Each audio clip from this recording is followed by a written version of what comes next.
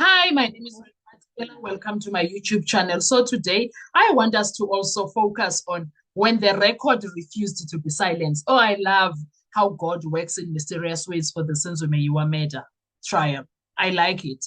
Let's be honest. The moment Sibanda and Baloyi were forced to confront the N1 tower, everything shifted. Everything. That issue was no longer theory. It hit the record straight into bias. And that's when we all should have seen Ujat Ratamukwasheng from for what he was doing in that moment. He was confused. He was lost. He acted confused. Actually, he was not confused. He wasn't lost. He was trying to save Baloyi over and over again. You could see it, the scratching of the head, the rephrasing of questions, the pauses that went pause. Those were signals saying this is going onto the record, and once it's there, nobody's running away from it. And Ubaloyi missed that. I like it. I like it. I like it. He missed it, Gesana. The strategy was clear.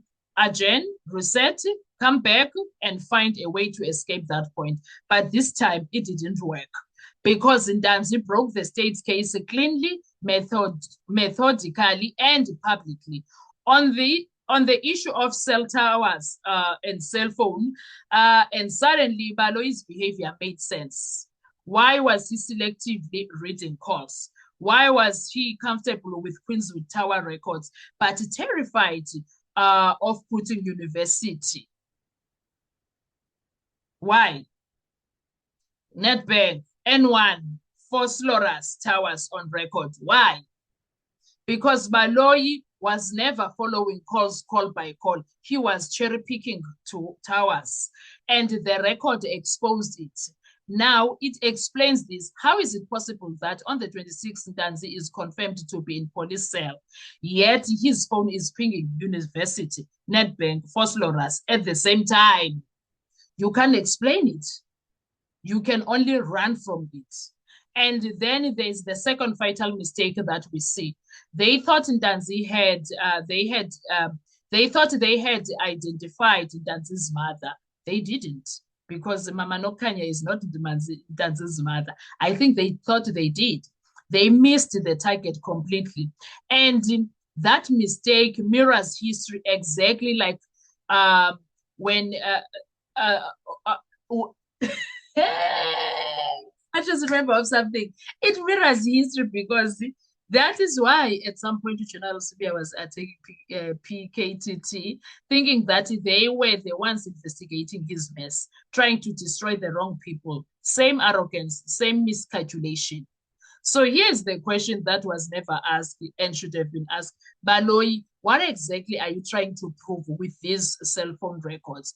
Because the record now says this and it will never be erased. On the 26th, the accused was in custody, but the phone was everywhere except in the cell. The phone was everywhere except in the cell, Gesani. Sadly. Can you see the disaster that is happening there? It's a disaster. And I don't think Ubaloyi is ready for it. I don't think he's ready for that. And then came the moment Ubaloyi lost control. That document, the one handed over, that document from Sibanda. Those documents that keep going up and down. Something was said to Baloyi. His train of thought derailed. He panicked. He handed the documents to the interpreter, and that's when it happened. The courtroom finally asked the question everyone else already asking, where are you going to with this? Go big, guys. Things are not looking good. They are absolutely not looking good. They are not looking good, Gesana. Why are you reading from one tower but refusing to place the others on record? That's why Baloyi is furious right now. Not at the defense, but at Usibanda, because why did you give me that? Because the paper that was given by Usibanda exposed him. Let's be clear, at this point, the only honest move are left for Baloyi is to stand up and say, my lord, I need to report back to the NPA. We tried, we failed. I request a postponement. Then he must just go to the new NPA leadership and explain whether he's resigning, being dismissed, or being investigated, because something must give. And finally, let's not ignore the elephant in the room.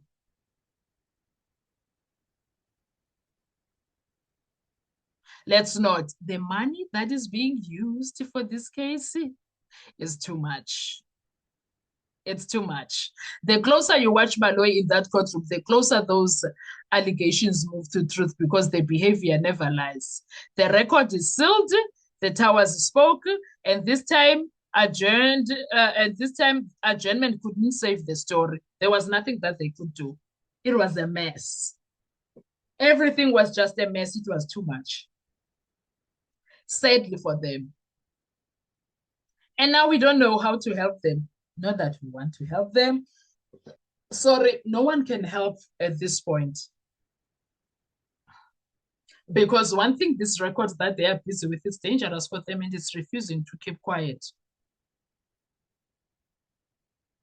What happened in that courtroom? It's not incompetence, it's arrogance. And do you know what's so sad about arrogance? Once you get too arrogant, you end up in a very dangerous space. Anyway, guys, what are your thoughts when it comes to this? Because I think Baloyi is just being arrogant and he doesn't even know what he's doing. I think he's just being arrogant and he doesn't even know what. It's either he has a handler who's like, you are going to see this through. Because there's no way, son. There is absolutely no way. Why would a man embarrass himself like this? True and true. Why? What are your thoughts when it comes to this? Let's talk in the comment section. I want to hear your views. Thank you so much. Do enjoy your day and bye-bye.